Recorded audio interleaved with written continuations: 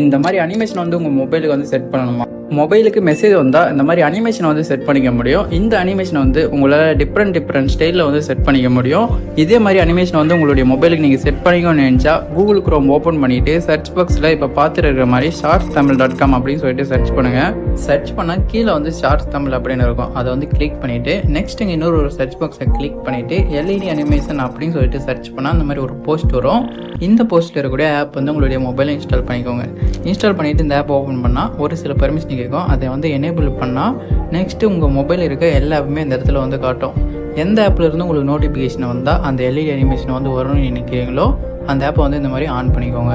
On பண்ணிட்டு பின்னாடி இந்த இடத்துல வந்து எனேபிள் எல்இடி அப்படின்னு இருக்கும், அதையும் ஆன் பண்ணிக்கோங்க. அப்படியே ஸ்க்ரோல் டவுன் பண்ணிங்களன்னா இந்த இடத்துல வந்து எல்இடி ஷேப்ஸ் அப்படின்னு சொல்லிட்டு ஒன்று கொடுத்துருப்பாங்க. இதில் வந்து நிறைய ஸ்டைலில் உங்களுக்கு அனிமேஷன் வந்து கொடுத்துருப்பாங்க. உங்களுக்கு வந்து இதில் எந்த ஷேப் பிடிச்சிருக்கோ அதை வந்து நீங்கள் செலக்ட் பண்ணிக்கலாம். செலக்ட் பண்ணிவிட்டு இது